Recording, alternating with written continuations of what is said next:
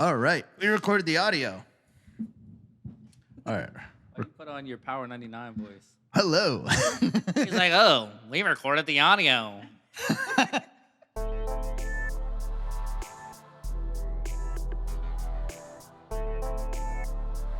What is up, everyone, and welcome to another episode of Empower 610, where we Empowering minds, one episode at a time. let's get it. Today, we have another special guest, a very close friend of ours. Nyce, what we got on the agenda?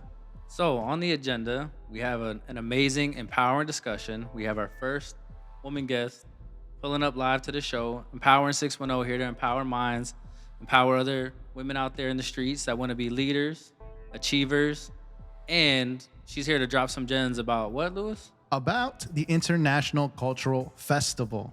Michelle, obviously, my co-host and I both know you in different capacities. Take a moment now to reintroduce yourself to the people that are seeing you and hearing you for the first time. Tell them a little about yourself.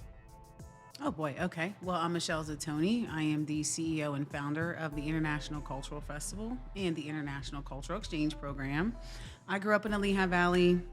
I moved to Atlanta in my early 20s, and when I came back, I noticed there was some gaps missing in the education system and as far as events in the Valley. So I started working with a variety of community organizations like Faces and Self and Unidos, and that led me into the festival. This is your boy, Nyce Jonez, reporting live from Empower 610. We empower minds. Yo, I'll let you finish. Y'all need to stream Empower 610, now available on all platforms, Spotify, Apple Music, Audible. You already know. Tune in to the pod. What's up? Yo, what's good, everybody? It's your boy Bardales here with an exclusive interview live from 6th Street, Notorious NYCE. Yo, my boy, when you dropping that album? Yeah, so not for none. I know I've been talking about this for about 12 years now. And I feel like this is the year. It's the GOAT year. It's the Jordan year. And I've been working in triple overtime. And I'm here to announce and let y'all know, coming soon to all streaming platforms, Power 610 podcast coming soon. Let's go. When you dropping the album, though? Ooh. So I'm curious about this, especially when knowing a little bit about your journey, and I feel like this will be important for our listeners to hear about. You said that you moved to Atlanta, and then you came back. So, as someone else who moved to a much larger city and then returned, is there anything about your travel to, living and being immersed in another city that made you want to come back, or anything that you feel like you brought back from Atlanta to here to be able to help you do what you're doing now? Most definitely, living in a larger city, you have different type of opportunities. I was able to go there, do real estate, obtain some project management skills. And then when I came back, I obviously came back for family. And I think coming back here, it just made me realize how much I had learned from Atlanta and the things that I could implement into here. We are a growing area, the Lehigh Valley. It grew a lot since I grew up here. And now it's kind of stepping into, not necessarily Atlanta, but, it's getting to that point where there's, a higher population and more diversity, more business opportunities. So I was able to, be fortunate enough to start mentoring people in business just based off of my experience in Atlanta. Yeah, I think that's great. And as, to be able to go somewhere, you have a different appreciation from home, especially like a place like this. Especially when you have roots here, like you grew up here and you leave, you develop more of an appreciation for it. And I feel like not then being in another city, you develop a new perspective, and you kind of reposition yourself, in these spaces to kind of like lay down like new roots of growth. And I think you touched on something to me that's valuable, is because I often challenged, especially when I was gone and first came back, that I felt like this area didn't have an identity for the longest. But I feel like with people like you here that are making moves, leading, taking risks, you're helping it develop more of an identity. So as you're continuing to put your fingerprints on this area, thinking about in the future, like, what do you want your legacy to be here in the Lehigh Valley? My legacy just in general, I try to be a global citizen, and I try to include the Valley in everything I do, whether I'm in Nigeria or Kenya or Jamaica. I would like to, enhance the education system in the Lehigh Valley and on a global level. I believe that there are supplemental programs available that aren't being utilized, including arts and education. And I Facts. think, right. And I think just like you guys, you're in arts, right? And look at how productive you've become based on, considering what you could have been doing instead, right? So I think if we start that early and, we include in a culture exchange where people can understand how the world works in different ways from different places, from an early age, I think that we'll be able to create a better environment for everybody. I think that leads to a higher tolerance and understanding for others, and hopefully will lead to a less violence, less violent area, here, not just here, but everywhere. I think that violence comes from not understanding people. That's fact. That lack of understanding is something that makes people really butt heads. And something I'm always, talking to people. I always say you can't spell, the word heart without art. So it comes from that. And I feel like you embody that so much with all the things that you get involved in. And I'll say this, like when you get inspired, you just go full forward. And I think, people need to be aware of that. And, I hope everyone watching that understands that sometimes like you have to go off that inspired and what you're feeling in your heart and soul. But I'm curious in thinking about that, where did this like fire and this burning desire to make an impact on, education and infusing arts and making change in this way, where did that come from for you? Okay, well, to answer that question, but to also circle back to like just moving forward with something, everything I'm doing now is definitely a work in progress. A lot of this started back in 2013 when I was at Northampton Community College as an adult student. I didn't do well the first round, so I came back as an adult student. And I was working in the student life office, and one of the students came in, and she had requested an application, in her own way. And she said, "Are y'all hiring?" I said, "Okay." I looked at her, and I was looking down at paper, but when I looked up, I saw this mini skirt, and she had this sheer overlay over it, and like real club-esque vibe going on, and that was kind of that moment of like, wow, 20 years later, I come back here and these poor kids still aren't being educated on what they need to do to thrive. They know how to survive. Yeah, you can work at McDonald's, you can do this, you can work at food service at the cafeteria, but like, how do you know how to dress? Mm-hmm. And then I started looking at applications, and you look at, okay, what do you think you're gonna like about this job? And the answer is 2 words: the location, right? Yep. So when you see that type of disparity, and and it's a 20-year-old person, that's when I started really my movement, basically, of giving back and taking what I had learned and being able to flip that into something that was fun. So I started off doing a professional fashion show at Northampton. It was called the Masquerade Fashion Show. Hey, I like that. It was like it was basically like, we all wear a mask, right? When we go to work, we're wearing suits, we're wearing things, but when we go home, we're home. So I wanted students to be able to have fun and play with that, and it started from there. And then it just kind of graduated into a bunch of different things, but it took a long time. It wasn't like I got on a move and just did it. I got on a move and I calculated and I strategized and I networked and I put in the work and I volunteered. It does take dedication, Most definitely. That's a big part, is like that dedication to the mission. And I love that you're pointing out the fact that it didn't go right the first time the way you have wanted to when you were in school, but you still circle back because you had a goal and you had a mission. And then with creating what you created, I imagine that was probably very uplifting and inspiring, not just for yourself, but everyone that was involved. And given some of our brief discussions in pre-production, I'm wondering how much the introverted part, because we both agree we're both introverts, how much the introverted part played into that, even when thinking about the mask part, right? Because when you say commonly with introverts, we're one way when we're at home or the people we're closest to. In the outside world, we're kind of in a cave, but we're outside. Right. So that made me wonder, like, I wonder if there's like a thing to this like mask and kind of you embracing your inside mask, being outside to be more comfortable to do these things. Well, to be honest, I just kind of got shoved into it. I don't really even know if there's a comfort zone. It was an extrovert's fault. It was, and I just have to state that for the record. Tyrone Russell, he put got him. That's my guy. I mean, I have done plenty of things. I had done like staff training and stuff like that. But then we were doing a candlelight vigil down here on Martin Luther King when Faces had just kind of started really doing events, and he just kind of threw me on a mic. I'm like, okay. And then it's those moments, and I remember he said, he's like, Michelle, he's like, man, like, you're actually good at public speaking. And I'm like, yeah, dog, but we don't tell anybody that, It's Vegas on that. And then next thing I know, Kevin's like, you're the director of public relations. So I didn't really get a choice. Yo, that's hilarious. Then I got elected school board president. So you're running meetings, so it was kind of a force. But I think, and I mean, just like any introvert or anybody who has things that just come with the job, right? Those are things that we have to do because we know the impact that it makes. Yeah, that's facts. So my question is, right now you currently run a nonprofit, correct? Well, I actually help a bunch of nonprofits run their nonprofits. Yes. Okay. So it's a nonprofit helping other nonprofits. Right. All right. Great. So what made you get into the nonprofit sector?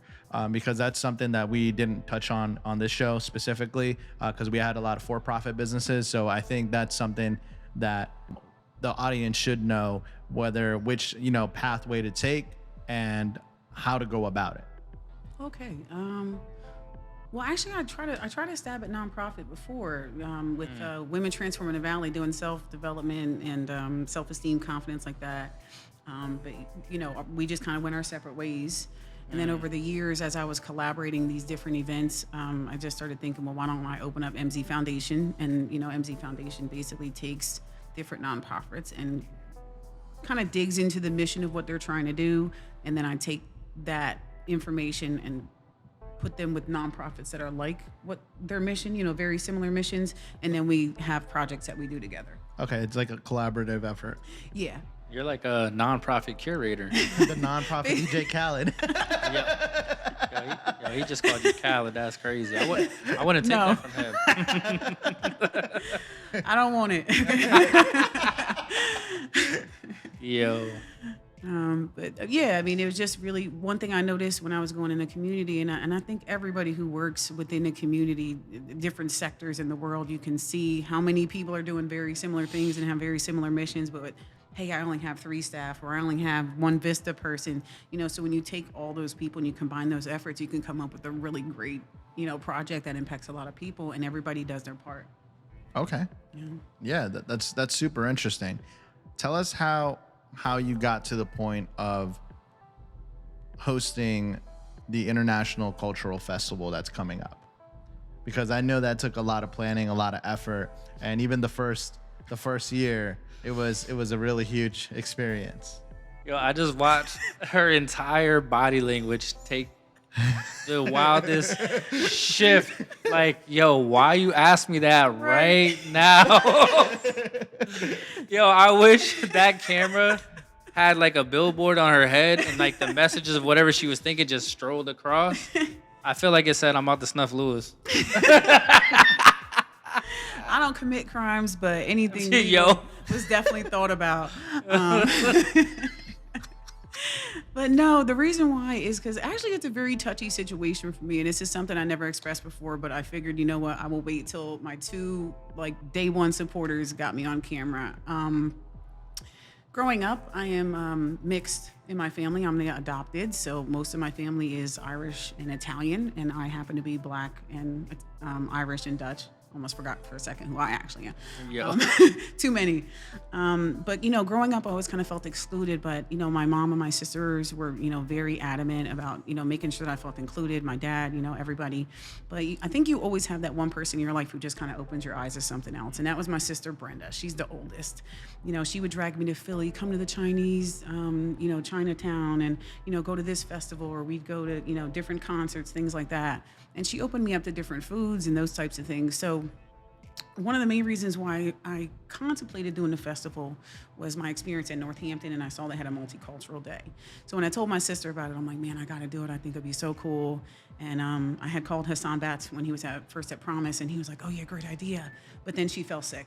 So I had to move out of the valley to go take care of my sister for about 1.5 years. I pretty much just kind of dropped everything, right? It's your sister. Before she passed in April 2018, I told her, I'm going to do it. So I came back here in April, and we had our first festival in September, right on my mom's birthday. Yeah. Wow. So yeah, it was basically a tribute to her and her impact on my life and how she opened my eyes to seeing things from a different perspective and just trying different things and coming to a better understanding of people that didn't look like me or didn't grow up like me or didn't come from where I came from. Yeah, that's powerful, and especially like as someone who, knows a little bit about the story and always, sorry for your loss. I know those things stay with us, and as for myself, and I know other people that are viewing, because some other content we talked about, I've had people reach out to us about different things, and as somebody who's, lost a mom, lost friends, lost family, it's always important to find ways to keep their name alive. And then, me and my lady, we just did an event that was in the memory of her sister. So I feel like those types of things and just speaking about that very honestly, candidly, and vulnerably will help empower other people that are thinking about it. So, I definitely appreciate you, touching on that. So after that first year, I'm sure by the time you got to the end of it, you probably had a really big exhale. And then, like, what was going through your mind at the end of it when you're thinking about doing it again? Oh man. Well, I'm sorry about your mom. We kind of both shared that a little bit at the same time frame. But what made me do it again? I mean, obviously pure insanity. Yeah, the re-up is always different. Like, yo, I can't believe I did that. Right. I'm about to do it one more time. Let's just keep doing it. Well, I think it was honestly, actually, you know what? And I have to shout her out, Taba Sultana. I think she's on Easton City Council now. But Oh, wow. when I first met her, she had contacted me about being at the festival and bringing her family. And she came, and the fashion show was all late. Everything was crazy, but we saw her family walking around, and they're Muslims, so they had their traditional clothes on. And a couple of days after the festival, she contacted me, and she had said that was the first time that she felt comfortable walking in the city, with her clothes on with her family. Wow. And so it hit me, and I was like, I gotta do it again. Now I wasn't gonna be crazy and do the 2 days and all that like I did the first time, but I said we gotta keep doing it. Because even if it was one person, one family, for her to know that she had a safe space, even if it was for one day, that was important to me. Yeah, that's true. I got chills because that's part of the reason of doing the work, and I'll say even for myself, like that's some of the stuff like that is what helped me come out of my shell more as an introvert, because I saw when I got out of myself and got out of my own way the impact I was able to have on people in different spaces, and I'm like, yo, who am I to deny some type of gift I have or perspective I have to just sit on it and just leave it tucked away in the house or nobody know about it. So, I think that's really important. So I feel like anyone out there who is sitting on something or feels like, you have something and you're compelled to do it, just get out there and do it. Sometimes you got to get out of your own way. You do. And, and even if I look back at when I first thought about the festival and I was going to do it with some colleagues of mine, at first they were like, yeah, just go ahead, get all the stuff, so I got everything together, and I come back and I'm like, oh man, I got all this stuff together. And I'm like, well, we don't have the manpower, so we can't, right? So I'm crushed, like, wow, like, and I mean, I'm crushed to the point where that was January 5th, 2016. Like, I remember that in first career Wow. no. I remember that first career no, but when I tell you that same person called me back 7 years later with here's a sponsorship check for you. So it always circles back around when you believe in yourself. Right. Maybe That's they real. couldn't do that at that time. Maybe they could have done it at that time. But no matter what, they needed to see that I believed in it enough to do it. Yep. And they continue to do it. And that's when you get, what you earn. Yeah, no, that's facts. And in sales, they're always talking about like, the first rebuttal isn't even always real. But that's the thing though, when you get into that space and you're creating for yourself, sometimes that first no feels like it breaks your soul. You know what I mean? So it's like, wait, how can I recover from this? I wasn't planning for that. But once that brokenness is kind of gone and you realize like, nah, I don't need you. I just wanted this. I'm about to take this personal in a positive way. It's not on like no revenge. It's more or less like, no, I know I can do this, and now I'm about to show everyone I can do it. And it happens a lot, even with like the stories of a bunch of like millionaires and things along those lines, and their come up story where whether it be a professional athlete or like a tech startup, they often have the idea, they pitch it to someone that's already there at the point where they want to be at, then they get shut down, but then that kind of motivates them to push forward. Yep. And the vision is always going to be clearest for you. You know what I mean? Like, as much as I can sit here and explain how those things look over there, you're sitting over there. You're not going to see it the way I see it. So, you know, that's the same with anything. Sometimes you can think that it's so crystal clear in your head. You're arguing with people about it and they just can't see it.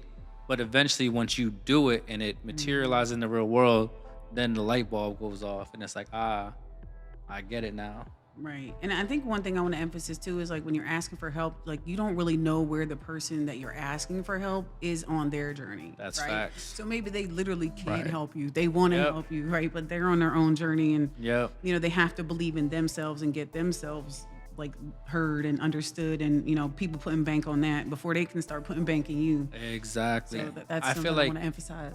empathy in that goes a long way because I feel like sometimes, or too many times actually, I feel like people take it very personal in business. Like I don't score keep, I don't pay attention. So it's like, no, I'm literally like creating to create and I want to do things. So if I get the support from people now or later or whenever, I feel like people will want to support when they're ready to, no matter what the circumstance is. But either way, I'm gonna be me regardless. Right.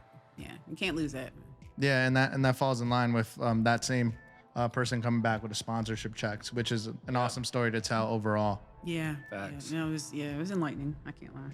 That I probably did the felt whole, real like- good too. Yeah, I did that whole like, you know, with the fiddler on the roof jump with the little feet. Yo. Yeah, we might have to put a video clip of that right in there. So if you do that at the end, we'll just program that right on Do it. you ever have those moments where you're looking at the person who saw it, like you didn't capture that on video? They're like, that was priceless, man. Like nobody's ever gonna get that. Yeah, no, that's real. I hate when that happens, especially when I'm at home and, you know, maybe a plate is falling out of the cupboard and then I do like a spin to get from the fridge to there and then I catch it and I'm like, yo, nobody saw that. Right. Why isn't this on ESPN? I don't get it. It's crazy. Those are the moments. So, with all the organizations that you got involved with, because you named a couple, how do you go about selecting or finding out which organization you want to get involved with? Because there's always a lot of people that approach me that sometimes want to get involved in a certain thing, or they think, hey, I'm going to start a nonprofit for this. So why not them look for an organization first to join them, kind of learn about it, and how can they go about that? Okay, yeah, I definitely suggest that. I mean, that was something that I did. I mean, Rillick and Interstar are my two main partners. You know, they partner to do the cultural exchange program, and they also partner to do the festival. I mean, I hate to say it, but me and Lyndon just have talked about it. Like, we vetted each other for years. You know, sometimes you got to do silly stuff, like maybe drop something that nobody else knows and see if it gets out in the community. And only tell that one person, right? It sounds so silly, but those are like the little things you kind of have to do to kind of see where somebody's trust is at. Sounds like my album. I didn't even tell you I'm gonna be a cameo on this album. You gotta tell them about the cameo, man. We'll talk about that on the next time. Track 6. But as far as getting involved, yeah, I definitely think it's good to get involved with the organization first, kind of get in there, see what you're working with. You know, now, fortunately, I had experience in business and I had experience with nonprofit work, you know, in general, where I was able to kind of see, you know, where I can fit in and what the mission was of these people and that type of thing. But I would say vetting is the most important part of the process. You want to work with people that you trust. You know, like I recently went to Nigeria with Jacinth and Linda, and you know, we were talking about it. That was a very eye-opening experience. You know, you're in a foreign country, you're in the slums, you're walking around neighborhoods with like, you know, orphans and goats and like all in the same like 10 feet. So Yeah. you know, when you really have to get to a level of trust with somebody, you know, to be able to do those types of things. So tell us more about that, because obviously we've spoke candidly about different areas of your work and your passions, the festival also, you know, being here. You know, what took you on those trips to other countries? Going international. Right. What got you going global like I that? feel like Queen Omega right now. Don't call me loco. Telling you that cameo's coming. But no. Well, actually, the festival started it all. Believe it or not. Nice. Yeah, I got a like from Clever Minds Educational Foundation in Nigeria on like a post in 2018. We started chatting it up, and then eventually, I just kind of on a whim was like, "Hey, Jacinth, you want to go to Nigeria and do some like development on some women, and some girls at schools?" And I recruited another colleague from Malta. Note to self, I guess I'm really good at recruiting people to do crazy things. But, they trusted me and we went and did it, and that's how it started. And then when COVID happened, it was like, all right, we can basically take the festival and we can kind of combine them, right? So we can take a small portion of the cultural exchange program, teach students like little parts of it, right? Like the mime dancing and paint poetry and those types of things, story writing, right? We can teach them those things in like a week or two, and then we can have them showcase it at the festival. So the festival in other countries really isn't necessarily the same. We still showcase the tribal part of things, but it's really also showcasing like the things that they've learned from the people that we brought from other cultures. Gotcha. So it really literally started on Instagram. That's It amazing. all started in the DMs. Seriously. From was I on- DMs to Nigeria. No, my colleague tells me that all the time. He's like, "Wow, you're the first Westerner to trust me." And it was just kind of like, Google really. I Googled them, and I have friends over in Nigeria, and I contacted them. But that's a trust system too. I didn't feel comfortable taking my colleagues over there until like 3-4 years later. Yeah. Wow. Yeah. So we're going to be basically implementing the festival and the cultural exchange program in each of these countries. Yeah. That's amazing. And I think what you're doing now is bringing networking to another level into the digital space. Just because normally a lot of people, when they think about networking, they think of going to a business event, meeting people face to face. But nowadays it could be a LinkedIn invitation, it could be a DM, it could be a simple like on a post, and the next thing you know, you're connecting with people. What's your advice of some of the best practices you had to be able to connect with a lot of the organizations that you worked with, a lot of the people that you trust, specifically with like networking and also being able to mentor others? You mean just advice in general as far as like how I do it? Or? Yeah. Like how do you move in the networking space? Because I'll tell you from my personal experience, Nyce taught me a lot about networking, because when he brought me out to the Wolves, I had no clue on how to network. We talked about that on a previous episode. Yes. So make sure you tune into that if you want to find out the true story behind that. I feel like I need to tune in because it's like people say about networking, but like I don't consider it networking. Right. Like I just go in a thing with good intentions. I'm honest. I have a lot of energy, so for some odd reason that attracts people. But that's my outside energy. FYI, my home energy is like reading a book by the fireplace. I don't really have any advice. Just be honest with who you are. Just walk in yourself. People will attract to you. I've gotten people who have like literally I don't even know who they are. And they just get attracted to that energy, that truth. Most people are going to be attracted to positive people who have good intentions. So for me, networking is just more like mini friends. Be human. Yeah, they're like mini friends. No, and I think that one of the biggest things about Michelle, just because I've seen her at many events, and that's why I was asking her, is the fact that she's consistent in every event. Because you'll see certain people, they'll turn on like a corporate tone, they'll go a straight commercial or something like that. But Michelle is Michelle everywhere you go. You're like, she's like, this is what you're gonna get. Yeah. Your best self is your authentic self. It is, and it took me a long time to get there. It really did. It took a long time to get there. So when I got there, I said I'm gonna own it, and hopefully good comes of it. I have my moments. I'm not perfect. Yeah. But I think just being a human being and just understanding that we're all human beings, I think is gonna keep good people around you. Yeah, and you know what? Just that it made me think about something. But you said it takes a while to get there. I think part of that issue is society, schools, and different institutions, because for a lot of us in minoritized communities, things are presented to us as if we're not naturally good enough to be who we naturally are in these spaces. So they'll say, you got to do this, you got to do that, you got to do that, you got to do that. So by the time you got this checklist of 100 things, you think that, dang, I'm not really even good enough to be in these spaces. So when you do get in these spaces, you're kind of like hanging out in the corner. And I remember experiencing that. I had my bachelor's degree, went out networking. I was like, I don't want to talk to nobody. Had a whole master's degree, went back up to New York to a fairly large networking event. And some of the people I met I was kind of surprised I met these people, but I wasn't fully comfortable with being in that space. And I was probably one of the youngest people in the space. And I was just like, wow, now I don't think about it that deep. It's like, no, I know who I am. I know what type of knowledge I have. I know how to present myself. And I'm just authentically me in every single space in the world. And I don't necessarily care if people perceive me. My village is going to find me regardless.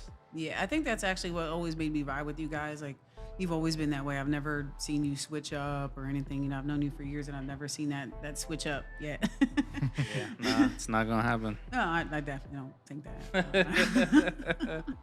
But yeah, the authentic self is definitely it's a sales skill in itself. Yeah, I don't know. Once we go viral, you know, Bardales over here might start acting different. Oh nah, I might turn on P Diddy or B Diddy. Oh, see? Oh, don't get him started. Then I will have to turn Suge Nyce. We already got alter egos. We already switched up. Yeah, right. Well, can I be Lil Me? You know, so Lil Mo be a Lil Me. Yo. Yay. I was with go it. for it. I say go for it. Lil Mo, Lil Me. I'm really trying to get on this album, y'all. I'm trying Really trying. The campaign to get on the album. I'm trying to do like a remix of Sasha Fierce. It'd be like Yo. What an M, Masha Fierce. Masha Fierce. I want to circle back to something I thought of when you were talking, and even talking about the development of the festival, and it's something that I thought about. I read a quote somewhere. I won't try to repeat it because I feel like I'll butcher it. But I found it compelling when we talked about, you know, the how and like why the festival, and like thinking about your diverse background and the people you've been around, and then specifically talking about being younger and your sister taking you to these different spaces where you were exposed to these different things. And so there was a quote that I read somewhere that said, you know, a lot of adults are trying to create the things that they wish they had as children, and that is the main fuel behind some of their biggest creations. And that struck me because I know who I was as a kid and the things that I'm into now. And when you said that, it reminded me of that. So do you feel like in your experience, that's also like part of it, with not even just the festival, even this kind of going to Africa and these other countries to expose those youth to things that also like impacted you? Do you feel like that's a good assessment for you? Yeah, probably, that's actually pretty accurate. And you know, even as we're doing the cultural exchange programs, you know, we're working with students here in Allentown as well. So it's not just working in other countries. That's the whole purpose of the actual exchange. But yeah, it all circles back to childhood. I didn't do very well in school. I wasn't really, I didn't really pick a particular outlet for feelings. You know, that's why I focus on programs that, you know, focus on the emotional and social skills for students. We also have a violence prevention leg, you know, a health and beauty leg, right? So I'm not actually even educated if you think about it. I'm 6 credits shy of my associate. So people was like, what the heck, where'd you come up with this? But it was a lot because of what I was missing in school. Yep. And, you know, and I see people, you know, just in different areas of life who've had that outlet, and how much more emotional intelligence they've had than me, and how they've been able to make better decisions. And I don't mean that they're better than me. I just think that they've been making more rational decisions than me. Yeah. You know, so I just wanted to make sure that like as many kids as possible had that opportunity.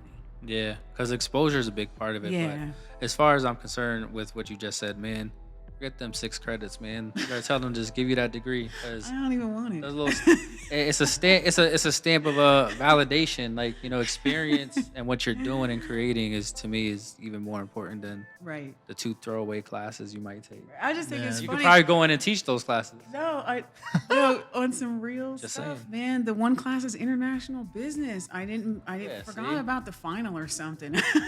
And the person, and I promise you, the person that's teaching it won't have as much experience in international business. Right. They just read about it in a book. Right. You just know I theory. promise you. And I have like 7 countries I'm doing business with right now. So Yeah. you know, it's ironic, but for me, it's a testament to, you know, whether you want to go get educated, you know, your master's, that worked for you, but that's not what worked for me. You know, you have to do what works for you. Did I try? Was I good at school? Did I have a 3.9 and was running the honor society as a VP and all that other stuff? Yeah, but it just wasn't for me. I'm more of an action, you know, kind of get out there, and, you know, studying was just not my bag. But that's important because even me with having the degrees and certifications I have, the more I'm actively participating in my community and education, whether it's children or even like seasoned adults, because I've been in educational spaces for people that were my age, younger than me, older than me. And I feel like I love all of it because it's such a blessing. And I'm probably selfish, but I actually learn from all of them. You know, it helps me become better at everything. But the one thing that I feel like is such a flaw, and which is why, like when you and I spoke about your program, is that in the schools they're not always action based. Whereas programs like this that are on the ground, it's like I'm gonna show you something, but you're gonna apply it like right now. And that's where, you know, like for example, yeah, I got my master's, and I got my master's in less than a year, and that was cool and all right. Cool. But I wasn't working a corporate job, you know what I mean? And that program wasn't designed for me to apply what I was learning in any capacity.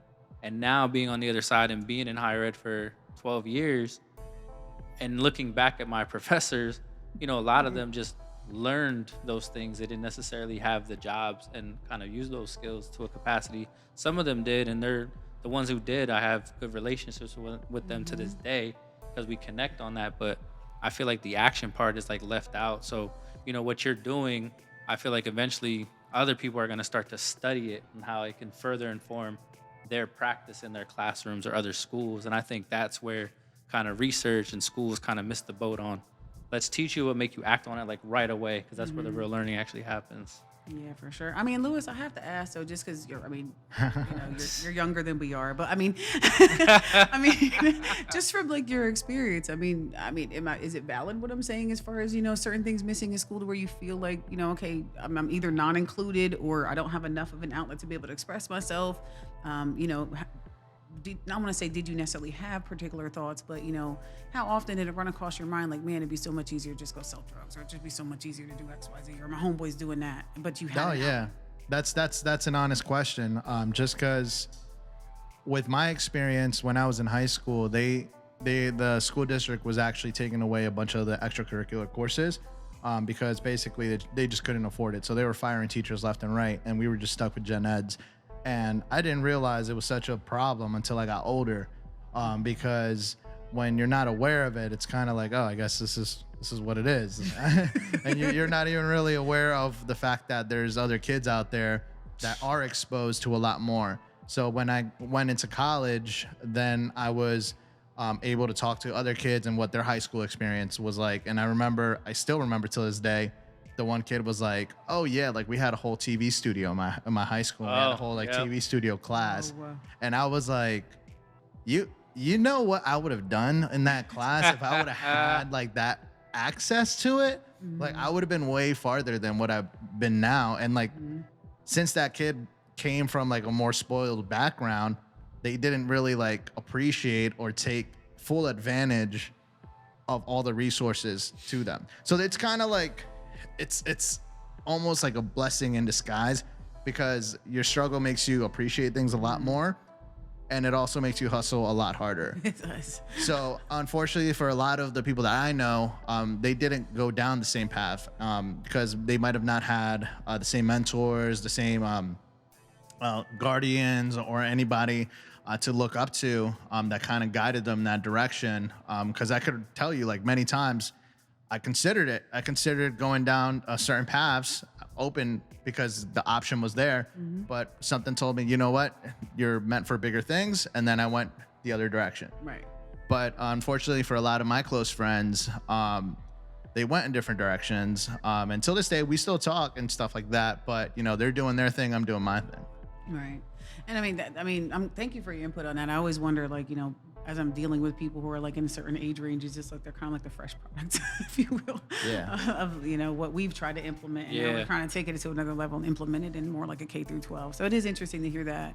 It just kind of puts like a stamp on, you know, what I believe to be true, that people do need extracurricular activities, you know, especially to learn those outlets, man. No, and they do, and I think you know, knowing Lewis's story and what he just shared, and also meeting him at the time when I met him in the role that I had at a community college here, you know, I feel like, and he can correct me if I'm wrong, but I feel like that's what helped him get more out of his education, because when he met me, it was about Right. I had an interest in starting my own business. And so my main role, that's what I was doing was, you want to start a business, cool. But with everyone, I'm like, listen, action and access is what's going to make things happen. If you're taking appropriate action, you have more access to my time and energy. I do not want to work with people that just want to waste my time just to talk business. I want to see actionable results and you making progress, because that's what I'm here to do.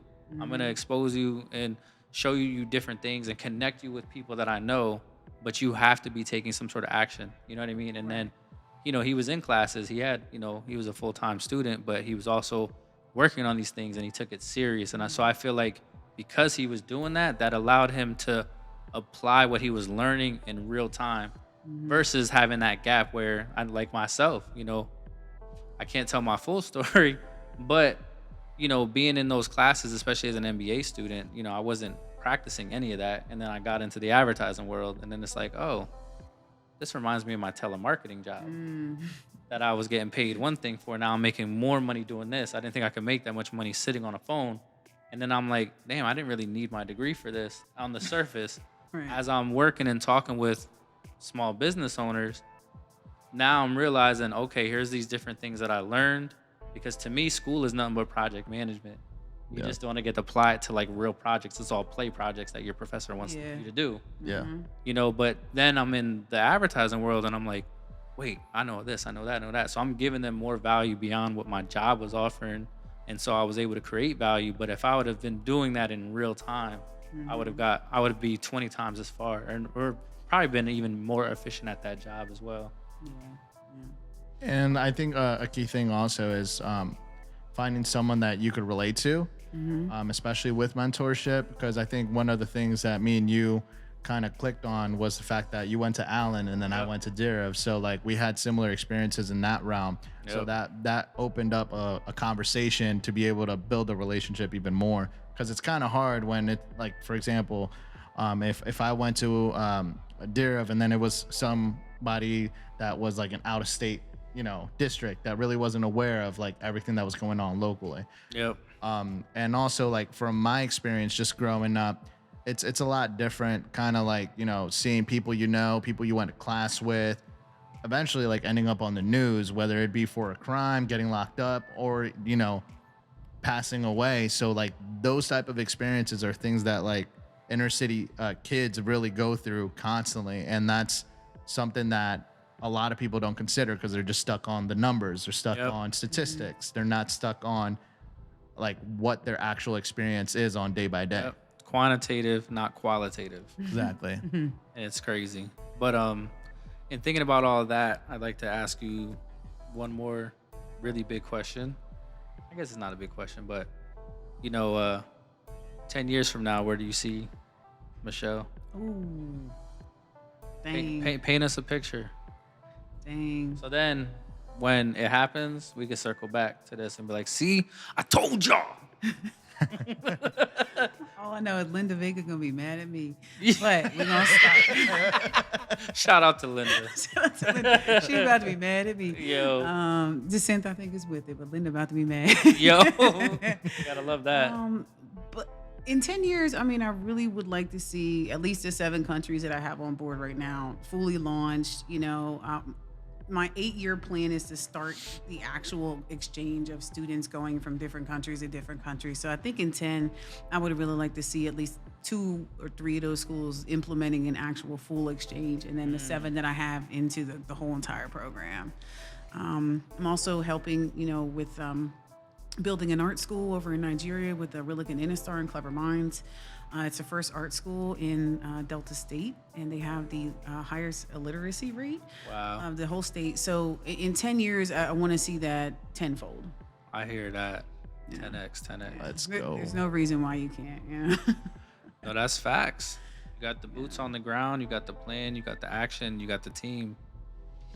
Yeah, definitely. And I mean, it's one of those things where, like, you never know what else you're going to stumble upon. I might just... like even the festival, and I always tell people, pass the torch, right? So, I'm going to be expanding to East Stroudsburg, and I'm going to be teaching Raga LaSalle, if you will, and Teeks McLean how to, do what we're doing here. I hear And then that. Michael Frassetto is going to be taking over the one here, and he'll be able to kind of expand it in a way that I can't as I'm focused on other things.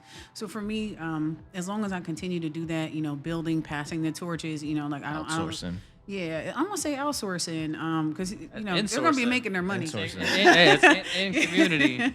Yeah, it's in community. So it's like you see people, and people have done that to me. They've seen it like a talent that I didn't even know I had, or like, hey, you can expand on that, and they've Yep. given me an opportunity. So, for me, it's just about giving those opportunities, and then also, understanding that when you're giving opportunities, you're also giving back to yourself, right? That's so maybe I'm facts. giving somebody an opportunity, but I'm also allowing myself free time to do something else, Yep. which could impact more people. So, I can't say for the record that that's all I'm going to do. I'm not going to lie about it. But those are the plans for now. So, if anybody's out there watching, listening right now, how can they connect with you, and how could they support you to help expand on what you're doing now? Well, if you're local, obviously come to the International Cultural Festival, September 16th, Arts Park. We have over 200 participants, 26 countries represented, 34 vendors, 18 performances. So it's going to be a good time. So you can definitely support by that. And, you can honestly just follow Innistar and the Relic on either Instagram or their websites. They're doing a lot of great things within the community and throughout the world. And, we'll be launching our culture exchange soon. So just be on the lookout for that. I think that deserves a round of applause. Let's go. For myself, okay? Yo. No, for you guys. Seriously. Thanks for having me, man. You gotta give yourself a round of applause. That's what I feel like. What was that one Snoop Dogg thing where he was like, yeah, I want to congratulate myself. You have to. And I was like, oh, that's real.